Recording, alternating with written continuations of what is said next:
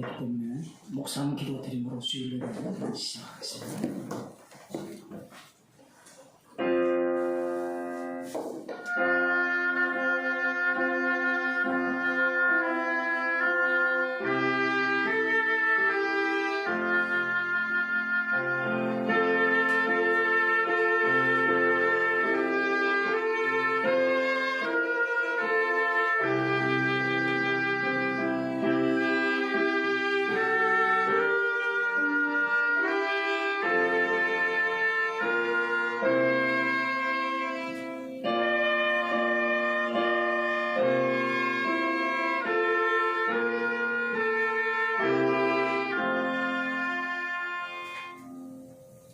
하나님 말씀 잠언서 23장 12절에서 14절 말씀,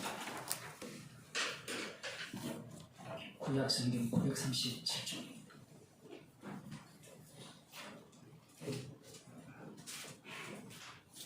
(12절에서) 14절 말씀을 함께 천천히 읽도록 하겠습니다.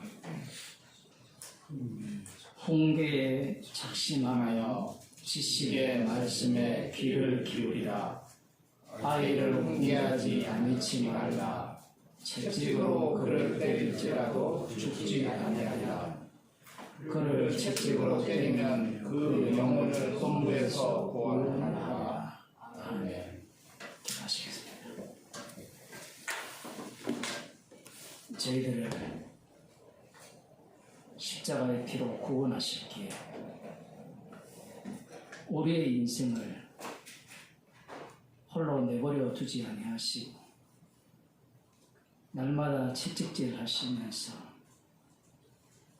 주님의 사랑의 깊이와 넓이와 높이와 길이를 알아가게 하심을 감사드립니다. 오늘도 주께서 저희들을 긍휼히 여기시사 주님의 사랑 안으로 저희들을 인도하여 주옵소서. 예수님 이름으로 기도드렸나이다. 아멘. 찬송가 231장.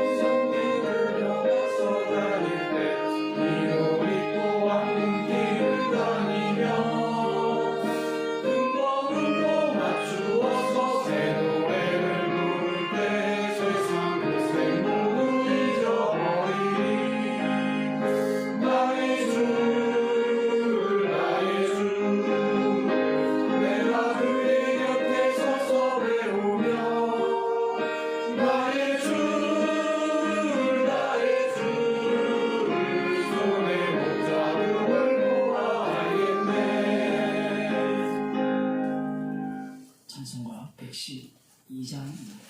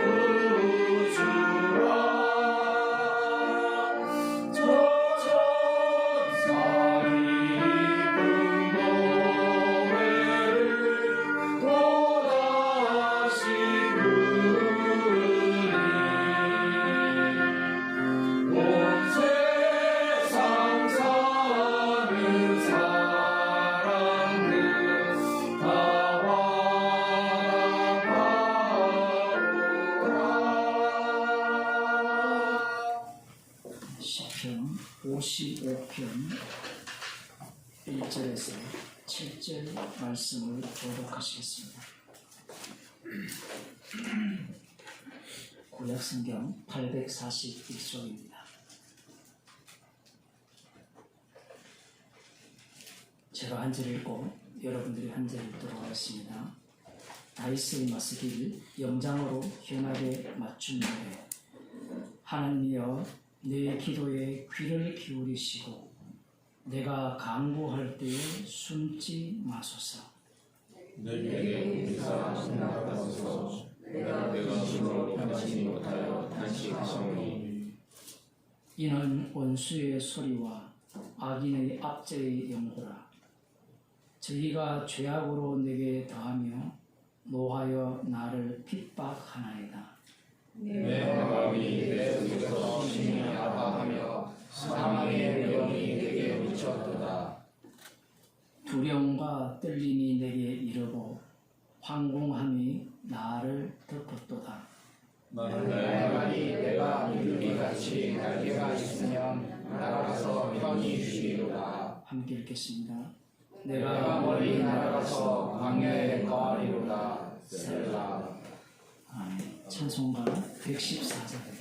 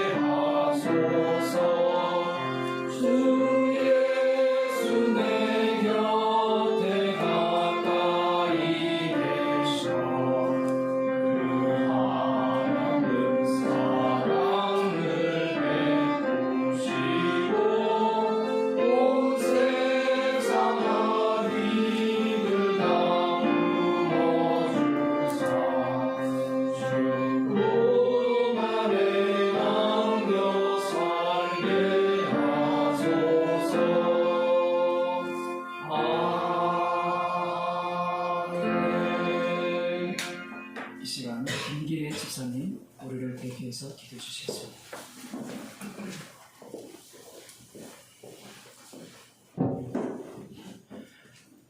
주님 감사합니다. 오직 십자가 피공로를 증거케 하시기 위해 어떠한 자격도 조건도 안 되는 죄의 종으로 태어나 일생에 매여 종노릇하다가 지옥 가야 마땅한 죽어있는 개만도 못한 죄인들에게 십자가의 자리로 이끄시어 십자가에서 주님 홀로 다 이루신 주님의 살과 피를 나누어 주셨습니다.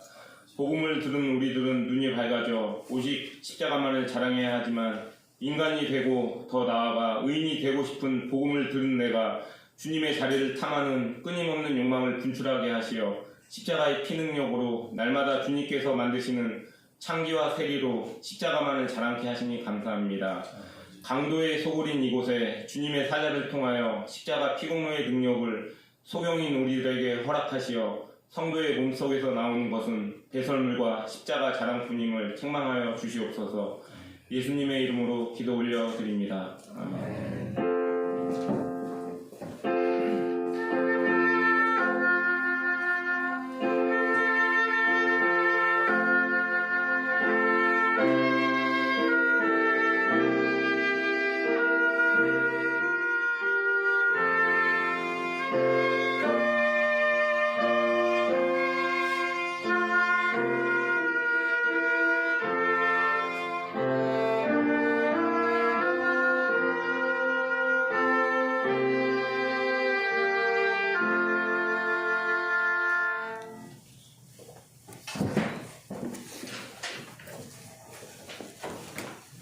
하나님 말씀 사도행전 25장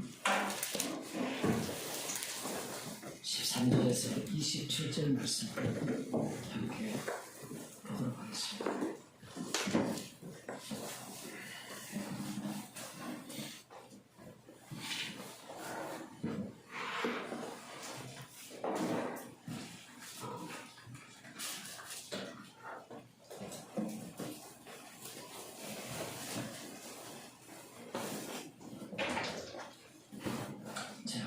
읽어드리도록 하겠습니다. 신약성경 132쪽이 3쪽 가겠습니다. 수일 후에 아그리빠 왕과 버니게가 베스도에게 문안하러 가이사랴에 와서 여러 날을 있더니 베스도가 바울의 일로 왕에게 고하여 가로되 벨릭스가 한 사람을 고려하여 두었는데 내가 예루살렘에 있을 때 유대인의 대제사장들과 장로들이 그를 고소하여 정죄하기를 청하기에 내가 대답하되 무릇 피고가 원고들 앞에서 고소 사건에 대하여 변명할 기회가 있기 전에 내어주는 것이 로마 사람의 법이 아니라 하였노라. 그러므로 저희가 나와 함께 여기 오매 내가 지체하지 아니하고 이튿날 재판 자리에 앉아 영하여 그 사람을 데려왔으나 원고들이 서서 나의 짐작하던 것 같은 악행의 사건은 하나도 제출치 아니하고 오직 자기들의 종교와 또는 예수라 하는 이에 죽은 것을 살았다고 바울이 주장하는 그 일에 관한 문제로 송사하는 것뿐이라.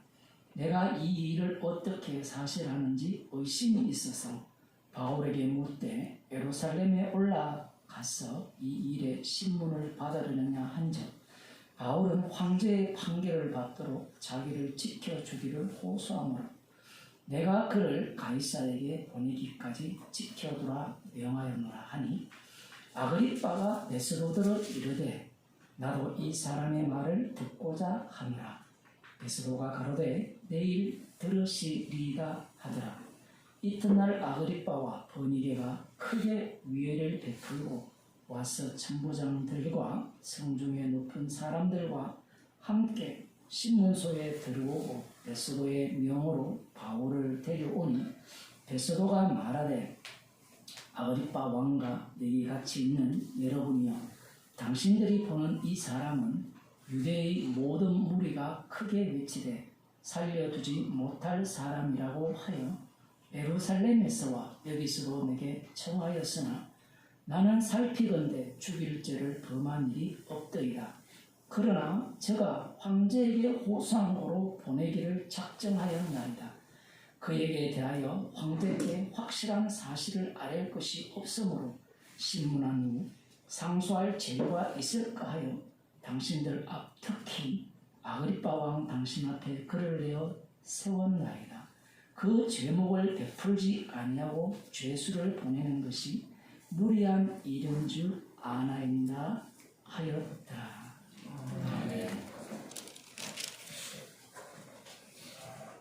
복음에 관심이 있고 예수님을 믿는다고 하는 사람들에게 오늘 본문은 사실 별로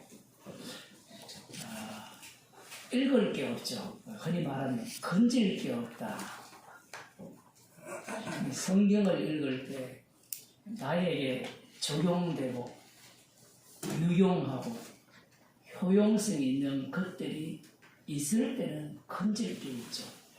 우리 학생들 같은 경우에는 성경을 읽으면서 내가 공부하는데 뭐가 도움이 되고 살아가는데 무엇이 도움이 되느냐 그런 것과 같은 거죠. 또 학교에서 선생님이 딴소리를 하면 요즘도 그래요. 선생님 그거 이야기하지 마세요. 이런 애들이 있는데 사실은 그런 얘기가 굉장히 중요하거든요. 요즘 제 설교를 이렇게 녹취해서 이렇게 올리잖아요. 올리는 거 보면 색깔을 이렇게 칠해놨죠. 처음에는 다 읽어봐요, 사람들이. 근데 지금 한 10번 올리니까 빨간 거만 읽어요. 조금 있으면 파란 거만 읽어요. 다음에 올릴 때는 색깔을 없애서 올리시기 바랍니다. 예. 설교라는 것은 핵심이 없어요. 전체가 핵심이기 때문에 그런 겁니다. 표현을 하면 뭔가 건질 게 있느냐? 오늘 본문을 보면 예수 믿는 사람들이 큐티를 한다 생각해 봅시다. 확 나와. 뭘 적용할 거예요? 우리가 지금 사도행전 그 21장부터니까 예루살렘에 사도 바울이 올라온 이후에 다시 예루살렘에서 가이사랴로 갔잖아요. 이 사건이 굉장히 길게 기록되어 있다는 것을 제가 여러 번 말씀을 드렸습니다. 상당히 길죠. 그냥 올라가서 재판하고 로마도 봐야 해. 빨리 로마로, 우리의 마음은 로마에 가 있잖아요. 로마에. 근데 로마에 가서 하는 일은 누구만큼 기록되어 있거든요. 이 사도행전에 보면.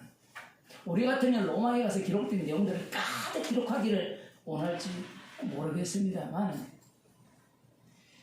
말씀은 우리를 위함이 아니에요. 그리고 지금 이 사도행전에서 지금 이 대목이 차지하는 부분이 전 역사를 아우르고 있다는 사실입니다. 도대체 이게 무슨 말이냐 이 얘기죠.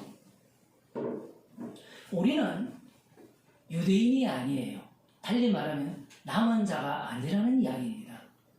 이 당시에 유대인 대제사장들이나 안 그러면 유대의 장로들, 그들 입장에 있다면 지금 이 형국이 어떤 형국인가를 눈치를 약간 챌 수가 있어요. 왜 그런가 하면 지금 이 사도행전 이 시기를, 이 사건을 읽을 때 이스라엘도 마찬가지고요.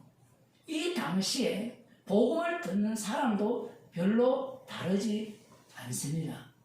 오늘날 여러분들이 다 예수님을 믿고 있잖아요. 그러면 예수님을 믿고 있으면서 재림을 기다립니까? 안 기다립니까? 아무도 안 기다릴 것 같아요.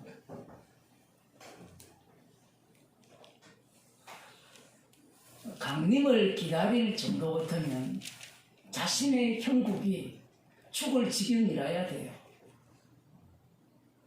말씀이라는 자체가 복음 때문에. 아멘 주 예수여 어서 오시옵소서라고 외치는 그들의 형국이 어땠습니까? 복음 때문에 미움당하고 핍박당하고, 그게 옳다라는 이야기가 아니라 주께서 지어 짜는 거예요. 주님 조금만 이따가 오십시오. 조금 이게 나 장가나 가보고 시집이나 가보고 오셔야지. 내 사업을 상장 한번 해보고 오셔야지. 오늘 본문에서 총독 한 사람이 나오고 왕 한 사람이 나와요. 이 총독은 이 벨릭서를 이어받아서 된 총독이죠. 그 벨릭서 같은 경우에는 주후 52년도에서 주후 60년 동안 유대의 총독을 했습니다. 세계사와 관련된 이야기예요. 로마 제국이거든요, 현재. 이 벨릭스가 52년에서 60년 동안 유대 총독이었는데, 재밌는 장면은 여러분들이 잘 아시는 헤롯 대왕이죠. 예수님이 태어났을 때 2살 아이를 다 죽이라고 명령을 내린 그 헤롯 대왕 시절에는 그 헤롯 대왕이 유대를 분봉왕으로 통치를 했어요. 그 당시에 유대인의 왕은 헤롯 왕입니다.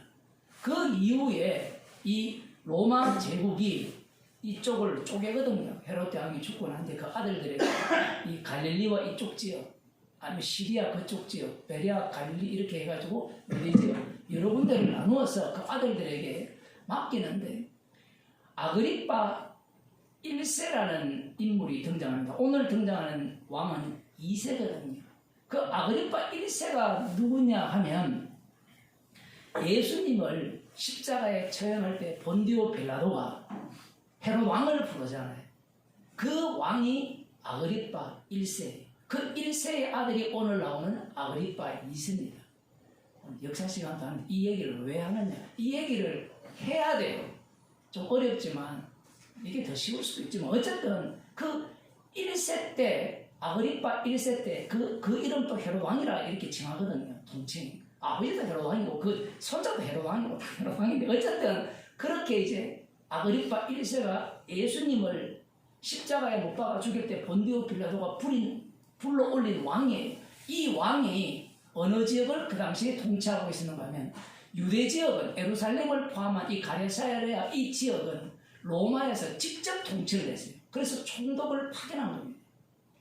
그 구역을 나누면 쉽게 말하면 서울은 로마가 직접 다스리기 위해서 총독을 파견했고 그 경기도는 누가 다스리냐 하면 이 아그리파 1세 그 왕에게 떼준 거예요. 쉽게 말하면 그걸 분봉왕이라고 이야기합니다. 그것은 지배를 용이하기 위한 조치인 거예요. 그 저거들 나름대로 조치였는데 이게 주께서 얼마나 절묘하게 이 역사를 끌고 가느냐 이 얘기를 지금 말씀하시는 겁니다. 왜 하필 그 당시에 예수님을 십자가에 못 박을 때 그 유대 지역을 누가 직접 통치를 하죠? 방금 총독을 본디오 빌라도를 통해서 로마가 직접 통치를 하잖아요. 의외로 이 갈릴리나 이 베레아 그 지역은 이 유대인의 왕이 통치를 하거든요. 물론 애돈 사람이지만 어쨌든 간에 그 지역에 왕이 통치를 하는데 그 당시에 예수님이 태어났을 때 이 예수님을 헤로당도 마찬가지고 나중에 죽을 때도 마찬가지지만 그 예수님을 향해서 직접적으로 공격하는 왕이 누구냐 얘기예요. 재밌는 것은 헤롯 왕도 예수님을 직접적 공격을 하지 않습니다. 그는 얼떨결에 올라왔다가 동참을 하게 되는데 누가 예수님을 십자가에 못 박을 때 주도합니까? 대제사장들과 장로들과 서기관과 바리새인들입니다. 말씀대로 살아가는 그들이 예수님을 십자가에 못 박는데 주도적 역할을 하고 있다는 사실이에요. 이게 뭐가 중요하냐 이렇게 물으신다면 이것이 왜 중요하냐? 그것은 다니엘 예언 때문에 그래요. 다니엘서 예언에 도대체 어떤 내용이 나오길래 지금 이것이 중요하냐? 다니엘서를 가보겠습니다. 다니엘서 9장입니다.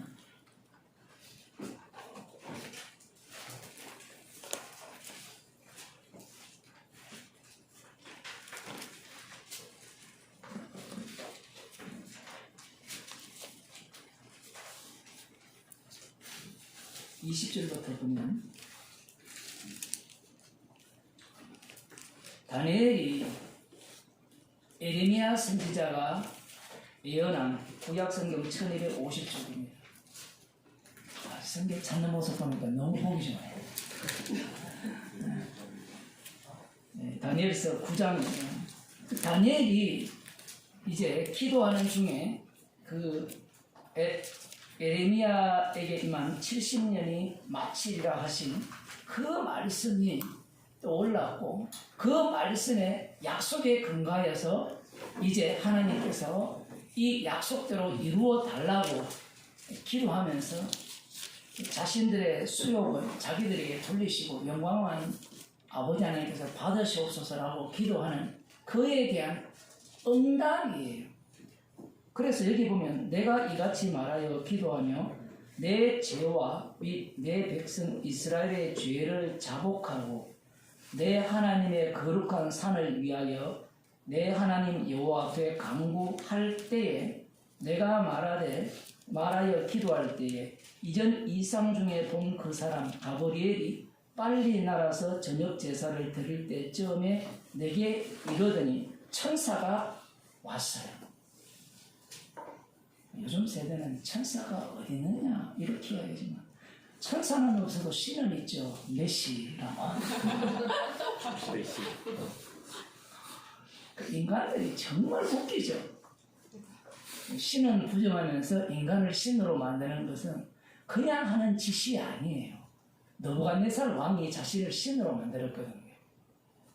영웅을 신으로 만드는 것은 그 바탕 속에는 뭔가 깔려 있어요. 나도 메시가 되고 싶다. 이게 깔려 있어요. 여러분이 아무리 아니라고 해도요. 그 부러움, 그 욕망은 여러분은 그 수준이 도달 안 했기 때문에 그런 거예요. 부잣집 막내 아들이 왜 인기가 많을까요? 부잣집 막내 아들이 시의 자리에 가 있거든. 한번 살아봤거든. 그러니 결론은 정해져 있죠. 그러니까 8화까지 쫙 올라가잖아요. 시청률. 근데 구화부터는 이제 고구마가 되거든요. 왜냐하면 계속 그렇게 끌고 가면 재미없잖아요. 답이 나와있어요. 그러면 신에 필적할 만한 신이 등장해야 되거든요. 그 며느리. 신과 신의 싸움이 이루어져야 인간들은 그곳에서 재밌고 즐길 수 있는데 인간은 그런 삶을 살고 싶은 거예요. 그 얼마나 코미디입니까? 검사에다가 부잣집 재벌가의 삶을.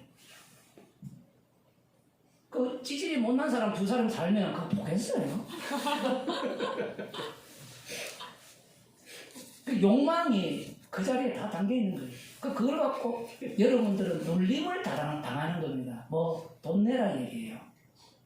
광고가 때려 묻거든요.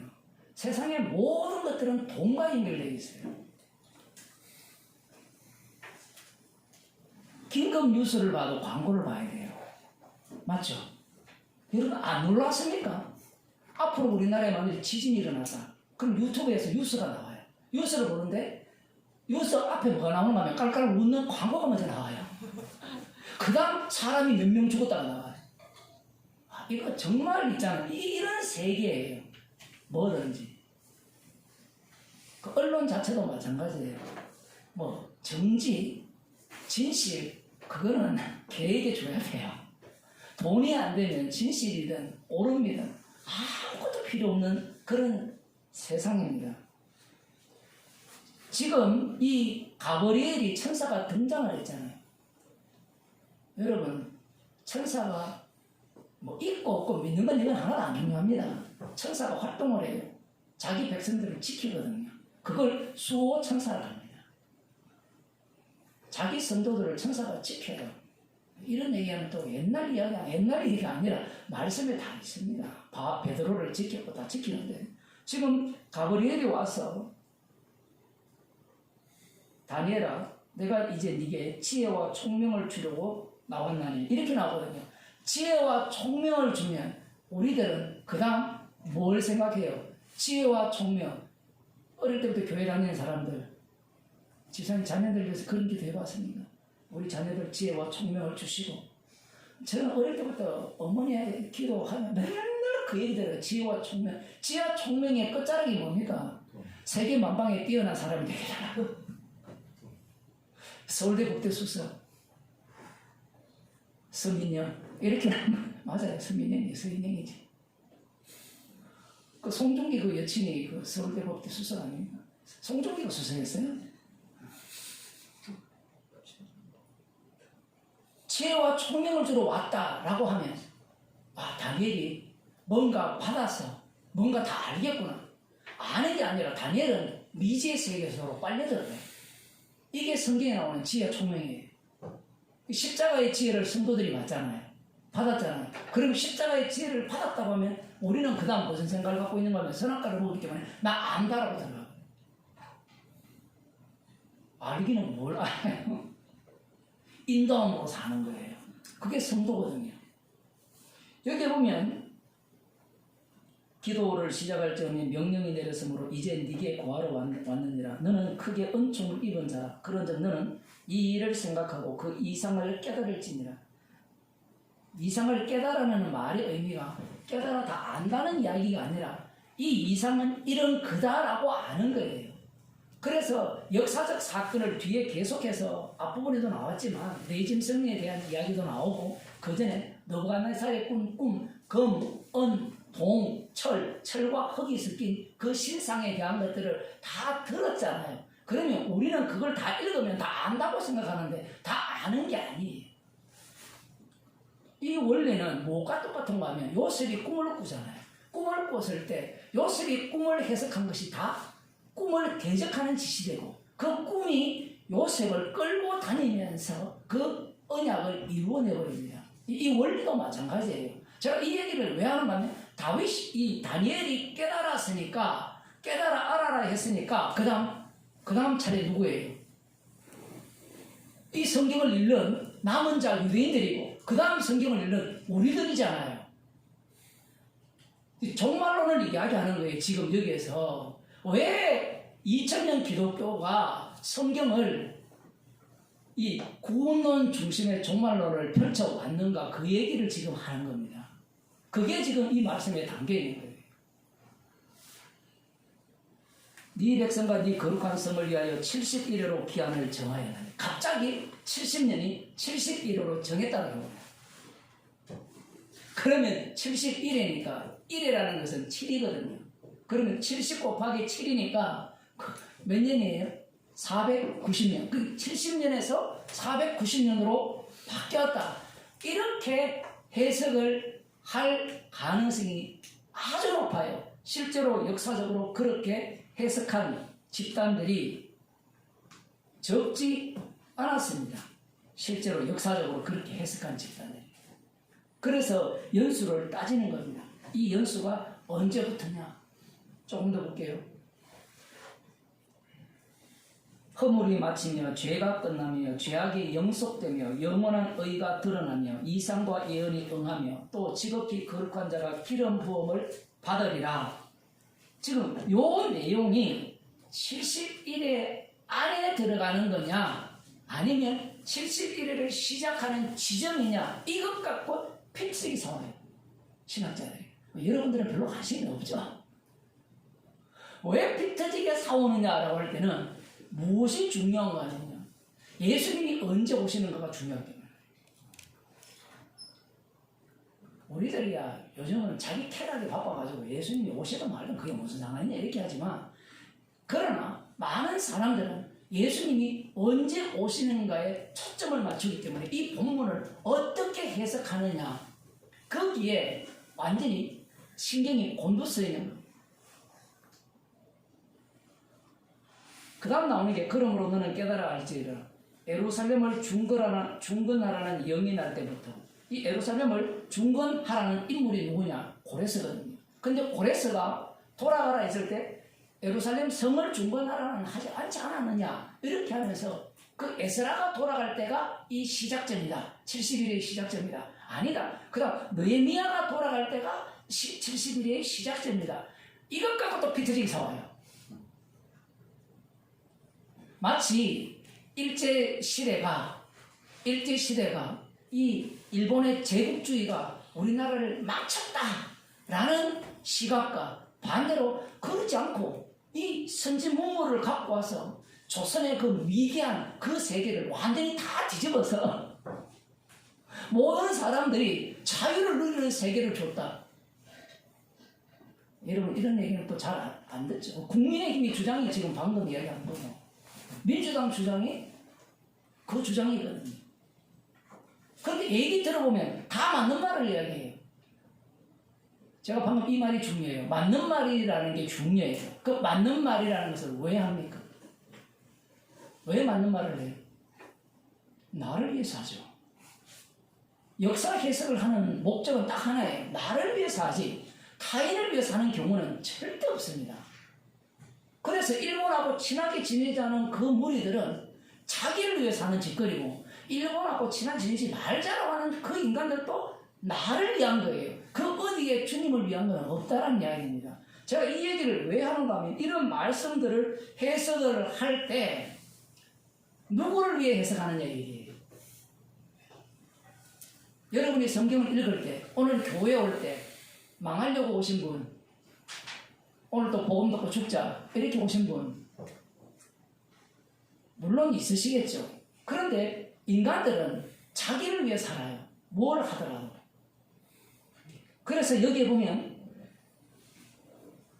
이 시기가 언제냐를 사오는데 곧 왕이 일어나기까지 7일에와 62일에와 지날 것이요 그때 곤란한 동안에 성이 중건되어 거리와 해자가 이룰 것이며 62일 후에 기름 부음을 받은 자가 끊어져 없을 것이며 이렇게 나오거든요. 기름 부음을 받은 자가 등장이 2번이나 나오거든요. 이 2번이 나오니까 전통적으로는 기름 부음 받은 자가 메시아다라고 하면서 예수 그리스도다라고 이야기하면서 앞에 나오는 기름 부음 받은 자나 뒤에 나오는 자나 똑같다. 아니야. 앞에 나오는 기름 부음 받은 자는 고레스가 아니면 대제사장 요수아일 것이다.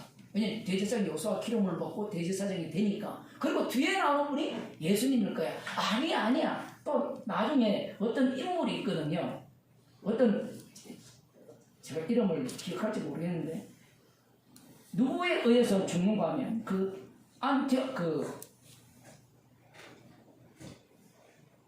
안티오코스 에피파니스라는 사람이 있어요. 이 사람은 그 셀루쿠스 왕조의 왕이거든요. 셀루쿠스 왕조는 그 알렉산더 대왕이 죽고 난 뒤에 그 헬라 제국이 네 나라로 갈려지는데 이 이스라엘을 중심으로 팔레스타인을 중심으로 북쪽은 시리아 지역 그 지역을 지배하는 셀루쿠스 왕조가 있고 그 이집트 지역 예루살렘을 중심으로 그 아래쪽에는 플로테미 왕조가 거기를 지배합니다. 이게 다 알렉산더 그 대왕의 장군들이거든요. 나중에 플로테미 왕조 마지막에 누가 나와요? 여러분이 잘 아는 클레오파트라가 나오거든요.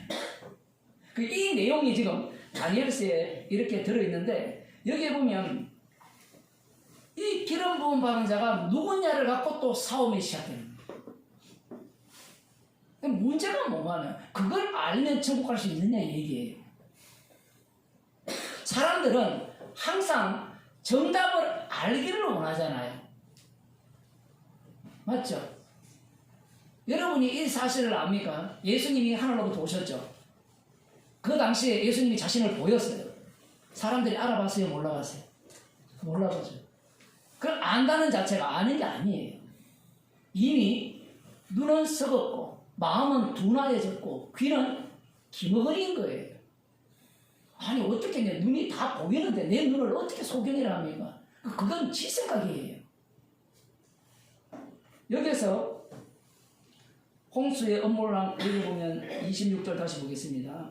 62일 후에 기름 부음을 받은 자가 끊어져 없어질 것이며 장차 한 왕의 백성이 와서 그 성읍과 성수를 회파하려노라. 70일에를 세 토막을 내는데 7일에 62일에 한 일에 이렇게 세 토막을 내는데 여기에서 또 논쟁이 붙습니다. 7일에와 62일에는 연속이고 그 다음 그 69일에서 1일의 사이는 또 텀이 있다라는 거예요. 우리는 뭐 그게 뭐가 중요하냐 얘기하지만 그 텀 자체를 뭐 이방인의 때 해가지고 흔히 말하는 세대주의 종말론들 그 속에 또 여기에 또 들어가거든요. 이 본문을 갖고 수많은 사람들이 해석을 해요. 신천지도 마찬가지고요. 그 종말론을 주장하는 모든 그 목사들이나 신학자들이 다 그렇게 해석을 합니다. 지금은 신학 교수들이 뭐라는지 알아요? 나열을 해놓고 골라잡아라 얘기해요. 아니 코미디가 된 거예요. 복음을 전해야 되는데 여러분이 종말론에 대해서 예를 들어 전천년을 믿든 후천년을 믿든 무천년을 믿든 뭐 세대주의 뭐 그쪽이지만 그걸 믿든 재림 전에 천년왕국이 있든지 재림 후에 천년왕국이 있든지 아니면 환란이 그 전에 있든지 후에 있든지 뭐 이런 걸 쫙 설명해 놓고 골라잡으라 얘기합니다. 말씀 자체에서 복음이 나와야 되는데 복음이 안 나오기 때문에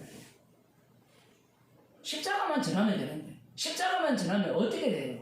어떻게 해석해도 그 해석은 엉터리라는 겁니다. 이걸 사람들이 안 받아들여요. 그럼 목사님 해석하지 말라는 말입니까?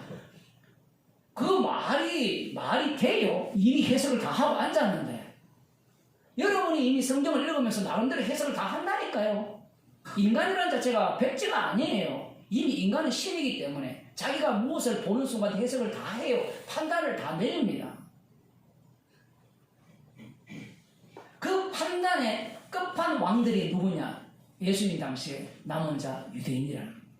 그 남은 자 유대인들은 다니엘서를 다 알고 있죠. 깨뚫고 있습니다.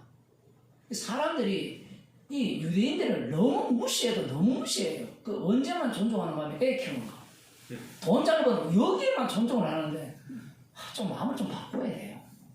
이 성경을 해석하는데 완전 천재들입니다.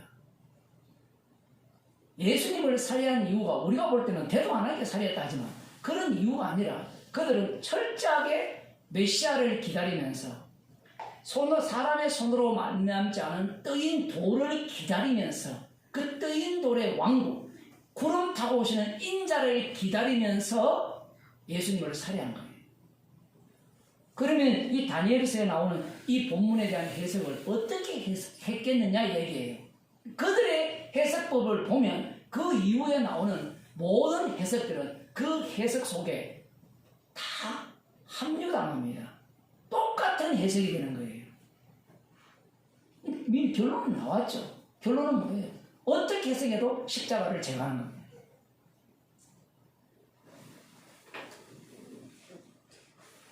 어떻게 해석해요? 우리는 궁금하잖아요. 이 안식교 애들이 이걸 갖고 끌고 오거든요. 끌고 와버리면 날짜 이야기하고 연도 이야기하면요. 이거는 끝없는 신화와 족보에 끌려갑니다. 왜 그런지 아세요? 날짜가 니만 맞나 나도 맞다 하면 어떻게 누가 맞아요? 누가 맞을까요? 힘 센 놈이 맞죠. 힘이 센 놈이 무조건 옳게 돼 있어요. 구조가.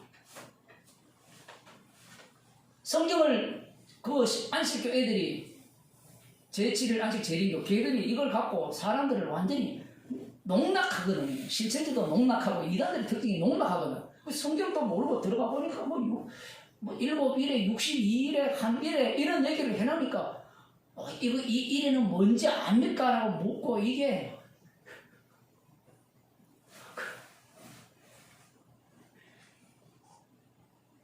그러면 사람들이 거기에 이제 끌려가면서 그리고 누구나가 다 어디에 관심이 있어요? 종말에 관심이 있잖아요. 마지막 때에 관심이 있고 마지막 때에 관심이 있다는 것은 자기 구원에 관심이 있잖아요.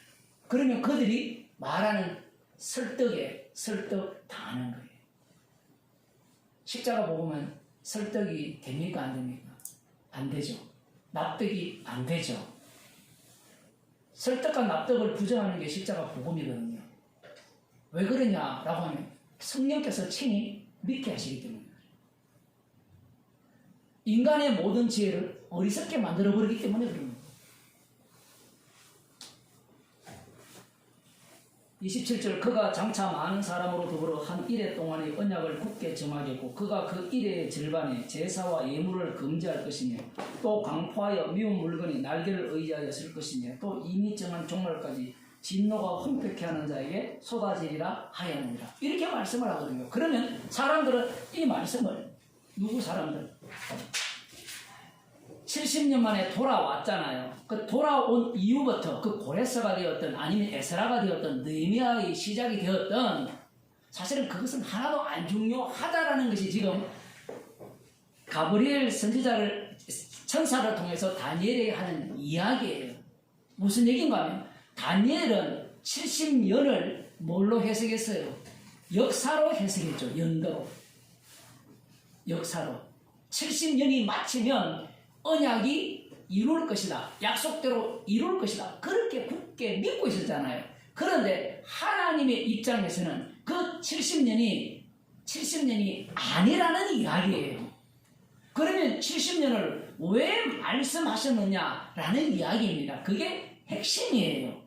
70년을 말씀하심으로 말미암아 이 남은 자들의 욕망이 극에 달하게 된 거예요. 무슨 말인가 하면 70년 후에 돌아온다고 하니까 때가 되었잖아요. 그러면 하나님의 약속은 70년 만에 돌아온다고 했잖아요. 라고 할 거 아니에요. 그러면 하나님 약속을 이루세요 라고 할 거 아닙니까? 지금 다니엘이 그 얘기잖아요. 모든 수욕은 우리에게 돌리시고 영광은 주님 홀로 빠져서서 말이야 좋죠. 말이야 좋은데 70년 만에 돌아오면 누가 좋아요? 지가 좋은 거예요. 아니지.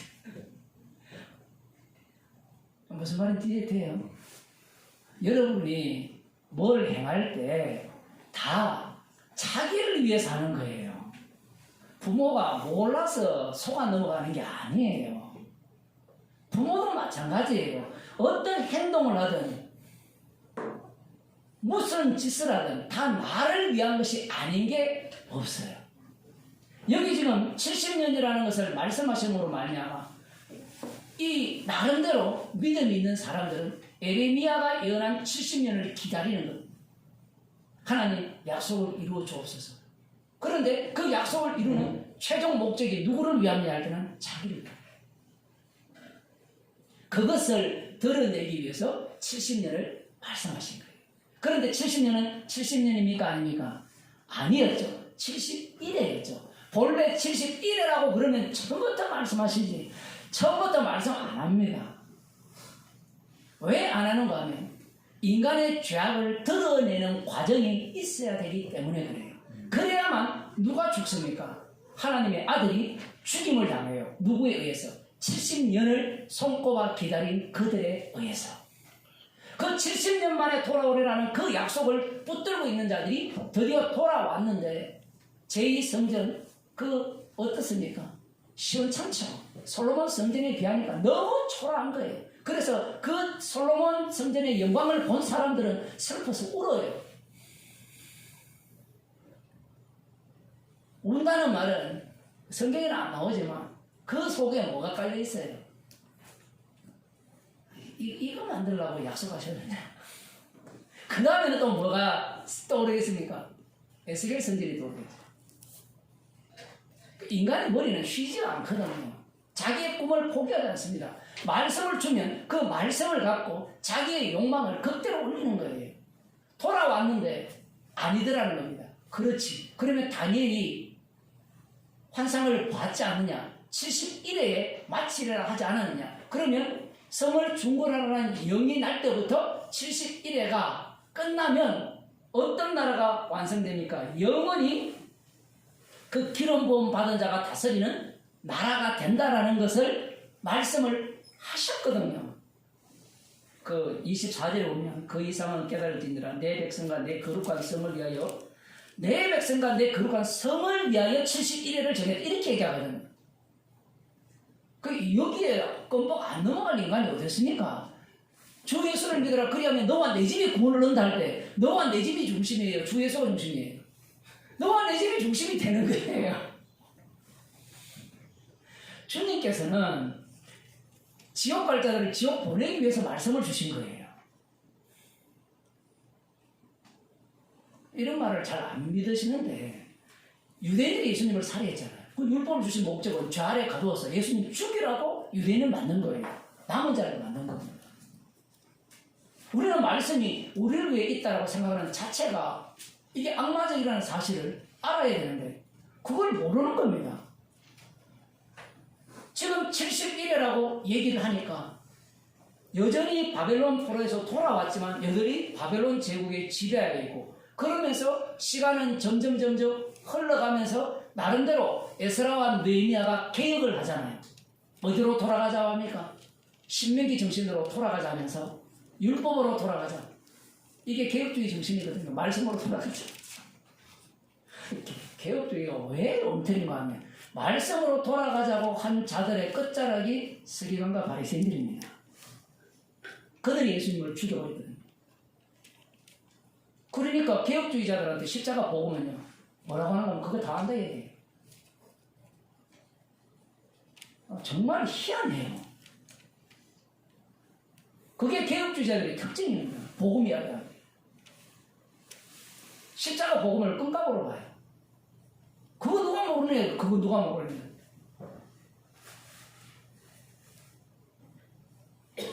이 71회에 대한 해석을 펼쳐내기 시작하죠.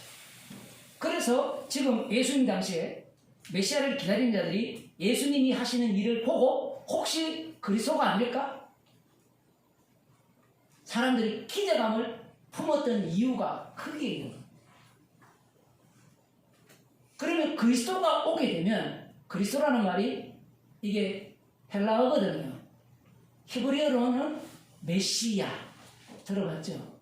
메시야 이러거든요.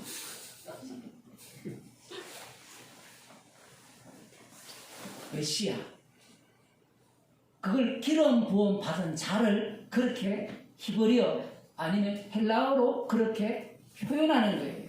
그 기름 부음 받은 자가 오게 되면 세상 너희들은 끝났다라는 거예요. 그래서 71회가 마치기를 그들은 손꼽아 기다리는 겁니다. 손꼽아. 그러면 71회 속에서 자신들은 누구의 자리에 들어가지 않느냐라고 할 때는 여기에 보면 26절 62일 후에 기름 부음을 받은 자가 끊어져 없어질 것이며 이렇게 나오잖아요. 기름 부음 받은 자가 끊어져 없어진다는 거예요. 그 기름 부음 받은 자가 누구냐? 그거는 이들은 별로 관심이 없습니다. 이것도 얼마든지 자기들 마음대로 해석할 수 있겠죠. 없어질 것이며 장차 한 왕의 백성이 와서 그 성읍과 성소를 회파한다 했죠. 한 왕의 백성이 와서 그 왕이 와서 백성이 와서 회파하리와 그의 종말은 홍수의 음몰될 같을 것이며 왕이 이 예루살렘 성을 쑥대밭을 만드는데 그의 종말은 홍수에서 홍수 심판이죠. 그렇게 심판될 거다. 심판받을 거다. 그 내용을 지금 담고 있는데 또 끝까지 전쟁이 있으려니 황폐할 것이 작정되었느니라. 끝까지 전쟁이 있죠. 전쟁이 있으면서 황폐할 되는데 누가 황폐하게 되느냐? 라고 하면 예루살렘이 황폐하게 되느냐? 아니면 이 예루살렘을 황폐한 왕이 황폐하게 되느냐? 이것 갖고 또 싸움을 해야 해요.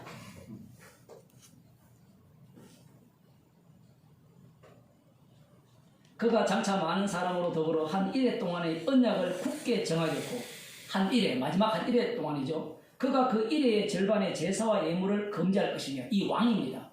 1의 절반, 3년 반, 3년 반 이제 여기서 등장하는 겁니다. 이거 백날 해석에도 답 안 나옵니다. 어쨌든 1의 절반에 제사와 예물을 금지할 것이며 강포하여 미운 물건이 날개를 의지하여 설 것이며 미운 물건이 날개를 의지하여 선다. 이런 것들이 도대체 뭐냐 이야기하면 그 BC 몇 년도입니까? 그 안티오쿠스 에피파네스가 그 셀루쿠스 왕이 예루살렘으로 쳐들어가서 거의 수십 년 동안입니까? 이스라엘을 그 예루살렘을 이제 침공을 하는데 그가 이제 그 매일 드리는 그 BC 167년에서 164년 사이입니다. 3년 동안 제사를 정지시키면서 거기에 예루살렘 성전에 제우스상을 세워버리거든요. 이런 것들이 이 말씀에 성치지 않느냐 그렇게 주장하는 사람들이 또 나오기 시작하는 겁니다. 그래서 이 본문 안에는 역사적으로 일어난 사건이 있는가 하면 없는 것도 있는 거예요. 그런데 그러면 그렇게 되면 기름 부음 받은 자를 죽이는 자가 누굽니까?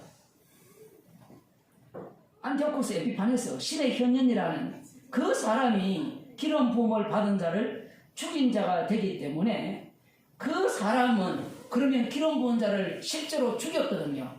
여기 보면 그 당시에 대제사장 오아니스 3세라는 대제사장이 있었어요. 그 BC 167년경에 그 사람을 죽였거든요. 그래서 이 말씀은 그걸 이야기하는 거예요.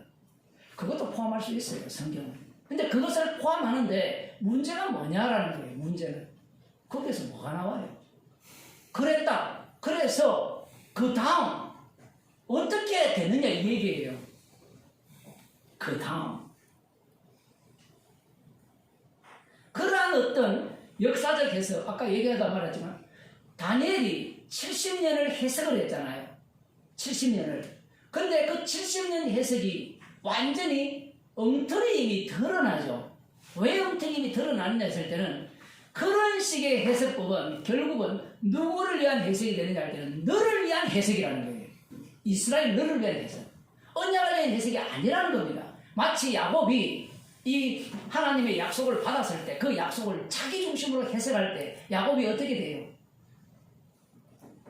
죽임을 당하잖아요. 그래서 야곱과 가까이서 죽임을 당하고 이스라엘이 되는 겁니다. 지금 그 과정이에요. 그래서 70년을 71회로 바꿔버립니다. 그러면 그 다음에 있는 인물들은 모두가 다 71회로 해석하는 것이 아니라 재밌는 것은 71회를 70년식으로 해석을 하기 시작하는 거예요. 왜냐하면 이 내용 자체가 역사적으로 방금 그러한 것들이 드러나기 때문에 그래요. 이 북쪽에 있는 셀루쿠스와 남쪽에 있는 플라토니 왕조가 왜 싸우느냐 할 때는 예루살렘에 이 성전에 이 금이 많거든요. 그러면서 새벽 전쟁을 하면서 또 이집트까지 공격하고 그러면서 이 예루살렘이 쑥대밭이 되면서 이들도 이 짐승의 모습을 드러냈거든요, 실제로. 그런데 이 예수님 당시 유대인들은 그걸 다 알고 있어요. 그러면 도대체 마지막 네 번째 짐승이 누구냐라는 질문을 할 때 누구를 짐승으로 보겠어요?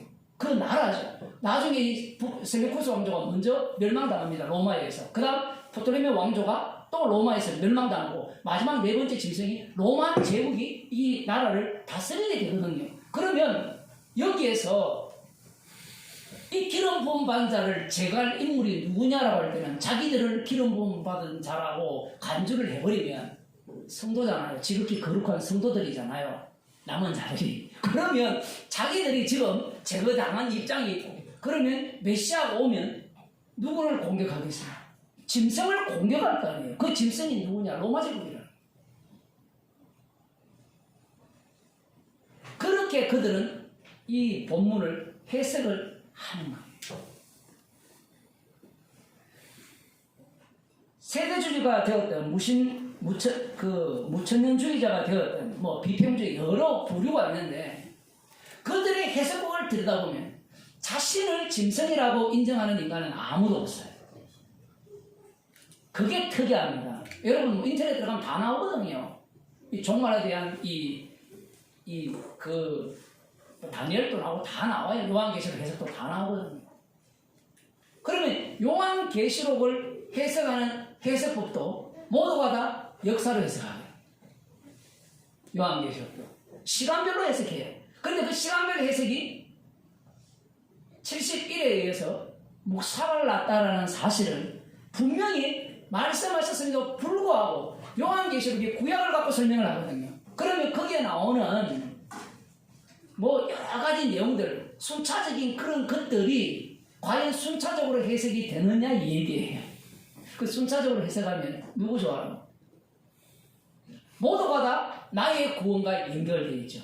그 이단들이 그래서 요한계시록을 갖고 여러분이 구원을 받아야 되니까 14만 4천에 들어가야 되니까 그 7년 대환란에 들어가지 않아야 되니까 오기 전에 들어오세요. 이렇게 유혹을 하는 겁니다. 누구를 위해서 성경을 해석해요? 죽인다는 어린 양이 아니라 자기를 위해서 해석을 하는 거예요. 자, 다시 이 사도행전으로 돌아와서 여기에 보면 베니스가 나오고 그 다음 아그리파 2세가 나온다 했죠. 재밌는 것은 아그리파 1세가 죽고 난 뒤에 곧장 이 로마 황제가 그 아들을 그 당시 17살이었는데 아그리파 2세가 그를 그 분봉왕으로 세우려고 했어요. 그런데 그 주변에 그 좋은 자들이 직접 통치를 하자 해가지고 그때 직접 통치를 하자 해가지고 이제 직접 통치를 합니다. 총독을 보내서 하다가 나중에 이 아그리파 2세가 얼떨결에 작은 왕국을 부여받고 나중에는 헤롯 빌립이라는 그 삼촌이죠. 그 삼촌이 다스리던 그 지역도 분배를 받게 되어서 넓은 지역을 통치하게 되는 거예요. 그래서 지금 상황은 이 아그리파 2세는 유대 지역은 통치하지 않고 저 갈릴리 이쪽입니까? 이쪽 그 베레아 지역입니까? 아무튼 그쪽 지역을 다스리는 분봉 왕이라는 사실입니다. 자, 그러면 방금 제가 그 다니엘 9장을 설명을 할 때 유대인들 입장에서는 짐승이라면 누가 공격을 해야 돼요? 그 유대인 입장이라 이렇게 하면 좀 이상하지만 만일에 그 유대인의 남은 자를 이어받은 성도들이라면 사도 바울을 누가 공격해야 돼요? 사도 바울을 로마가 공격해야 되죠. 로마 황제가. 왜냐하면 로마 황제가 짐승이잖아요.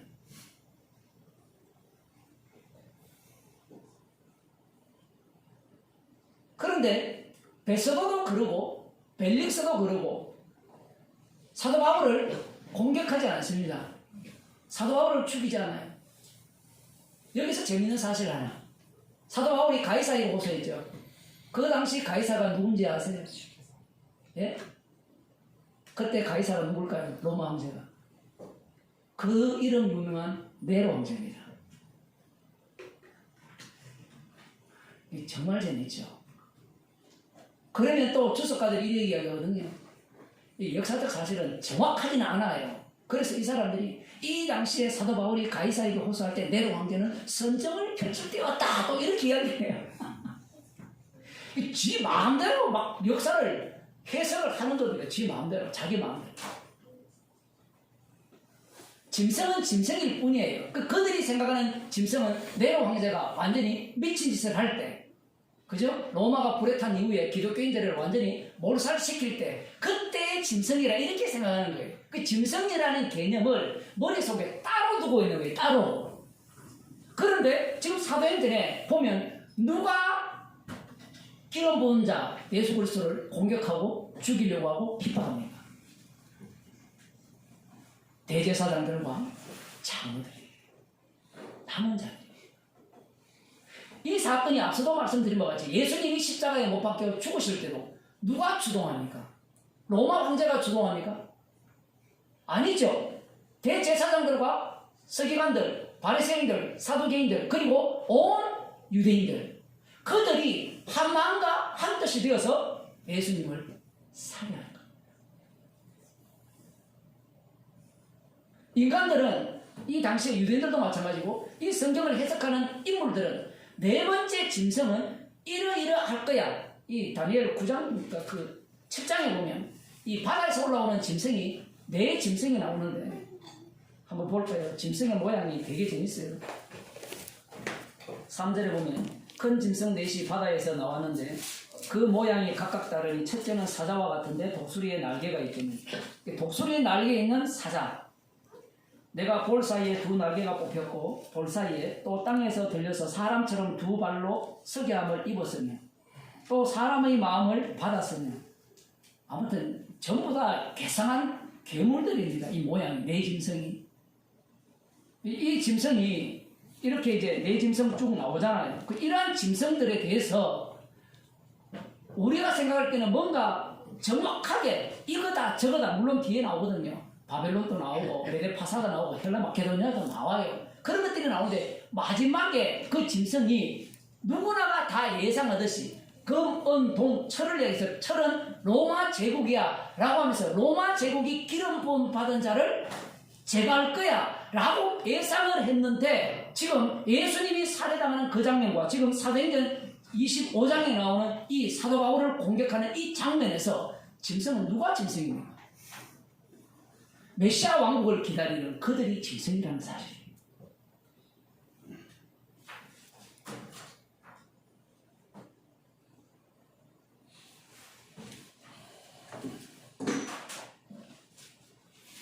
메시아 왕국을 기다리는 그들이 짐승이라는 말은 우리가 다니엘서를 제대로 읽어보게 되면 충격을 안 받을 수가 없는 거예요. 왜냐하면 느부갓네살 왕이 짐승이었기 때문에 그 다음 또 누가 짐승이어야 돼요? 이방 나라, 이스라엘을 공격하는, 이스라엘을 지배하는 나라가 짐승이어야 되는데 그 짐승의 본 모습은 그 로마 제국의 앞자에 있는 남은 자들이 짐승이라는 사실이에요. 이게 71회를 해석하는 방식이에요.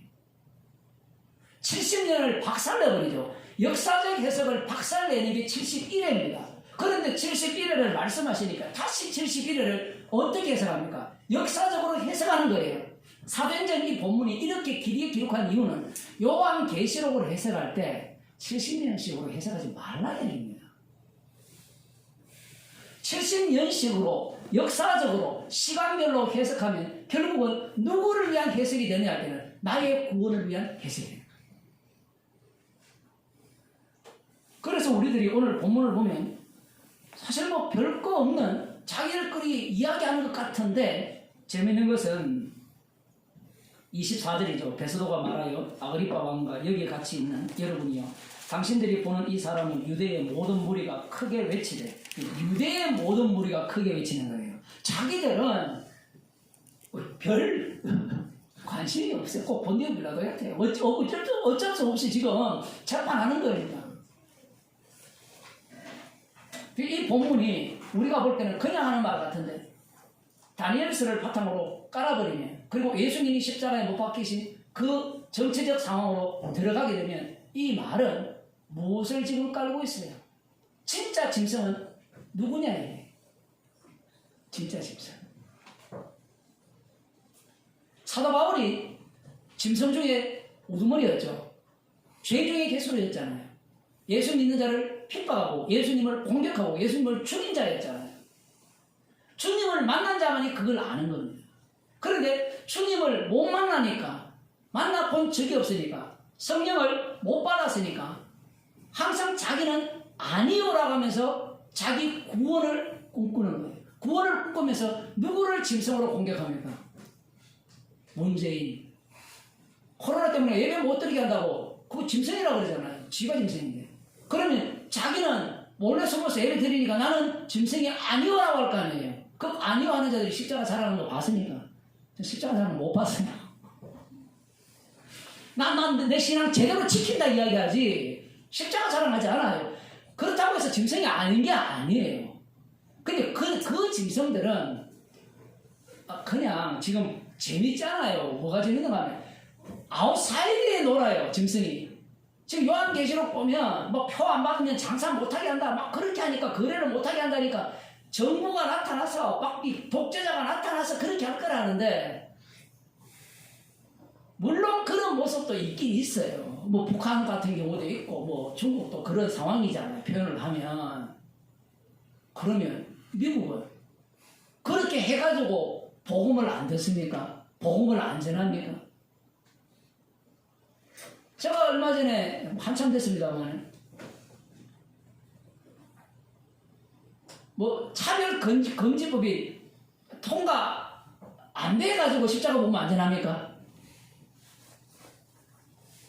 여러분 별로 관심이 없죠. 차별금지법 뭐 하면 나중에 목사들이 소돔 고모라 설교도 못하고 미국의 어떤 주는 그렇게 이야기하고 동성연애 언급도 못하게 하고 막 한다 그러잖아요. 그런 법이 없어서 복음 안 전합니까?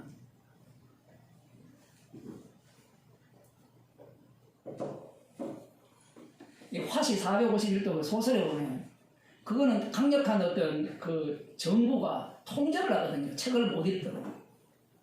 오늘날 통제합니까? 안 합니까? 통제 안 하는 것도 책 안 읽잖아요. 맞죠? 통제 안 해도 책 안 읽어요.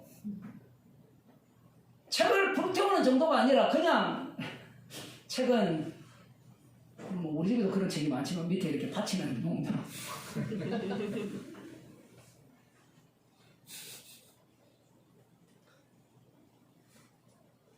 자꾸 머릿속에 망상을 하는 거예요. 짐승이라는 게 이럴 거야. 짐승은 통제를 할 거야. 짐승은 뭔가 할 거야. 그 짐승이 어디 있는데요? 나를 위함이 다 짐승이에요. 자기를 부인하고 자기 십자가를 지고 주님을 따르지 않는 것이 짐승입니다. 짐승.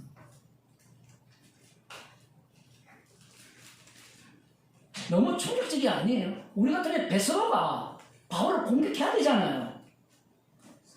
다니엘서를 한번 봐야 되는데 그 다니엘서를 보면 이 베드로가 공격을 해야 돼요. 왜냐하면 로마의 총독이잖아요. 짐승의 수하잖아요. 그런데 누가 복음을 공격합니까? 하나님의 제사장들. 율법대로 순종하는 그들이 복음의 대제자라는 사람. 오늘날로 말하면 누가 짐승이에요? 교회 목사가 짐승이에요. 목사들끼리 모이면 복음 이야기 못하게 돼 있어요. 분위기 있거든요. 왜 복음 얘기 못하는 거냐면 다 왕들이 다 모여 있으니까 사사시대거든요. 목사들이 딱 되는 순간 니도 옳고 나도 옳다가 돼요. 하여튼 이 악마가 진짜 대단한 것 같아요. 주님께서 참 너무 놀라운 지혜를 발휘하셔서 목사라는 이 감투를 주시기도 했지만 내가 목사인데 네가 내한테 복음을 전해?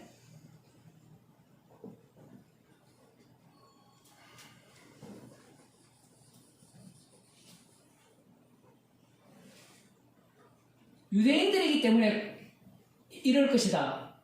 천만의 말씀입니다. 나중에는 복음을 전하게 되면 그 복음을 들은 자들이 어떻게 바뀝니까? 자기의 이익과 배를 위하여서 복음을 바꿔버리죠. 사람에게 좋게 하는 복음으로 바꿔버립니다. 그 자들이 누구예요? 세대주의 종말론을 주장하는 자들. 그 다미성교에 언급을 했지만 그 많은 돈 어디 갔는지 안 궁금해요. 그 당시에.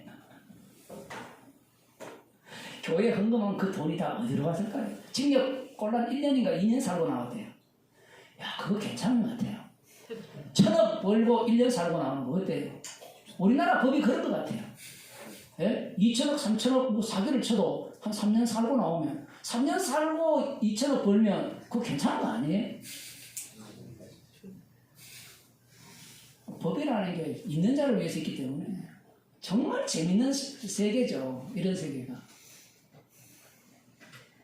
그 배를 위해서 복음을 바꾸치라거든요. 그들의 특징이 이제 성경을 어떻게 해석하느냐. 어떻게 해석할까요? 이 말씀은 이겁니다. 이 말씀은 이겁니다. 이걸 믿으시면 됩니다. 이게 70년씩 70년이라는 그 해석법이에요. 그걸 신학적으로 표현하면 역사적 해석법이라고 해요. 그 역사 속에 누가 들어있어요? 내가 들어있죠. 그러면 그 모든 해석은 누구를 위한 해석이죠? 나를 위한 해석이에요. 여러분이 역사를 볼 때 십자가 중심으로 역사를 봐야 되지. 나 중심으로 역사를 보면 우리는 항상 누구 편을 들어요. 국민의힘 편 들든지 민주당 편을 들게 돼 있어요. 십자가 쪽에서 보게 되면 둘 다 마귀새끼예요. 근데 이것이 교회로 들어버리죠. 교회로 들어버리면 이 말씀을 해석을 할 때 누구 중심으로 해석합니까? 본문 하나를 해석할 때 나 구원 중심으로 내 축복 중심으로 해석을 하는 겁니다. 그렇게 하게 되면 뭘 날려버려요? 십자가를 날려버려요. 위에 있는 권세들에게 복종하라. 바울이 복종하잖아요. 그 권세자들은 짐승의 모습을 그대로 띠면서 그냥 법대로 처리를 하는데 재미있는 것은 약속을 붙들고 언약을 철석같이 믿고 있는 그들이 주님의 대적자라는 사실입니다. 기도하시겠습니다. 하나님 아버지, 육을 갖고 있기에 모든 말씀이 나의 구원과 나의 행복을 위한 말씀으로 보여지고 해석할 수밖에 없는 저희들에게 성령을 주셔서 그 모습이 십자가의 원수임을 알게 하시고 십자가 외에는 자랑할 것이 없는 죄인 중에 개수임을 드러나게 하심을 감사드립니다.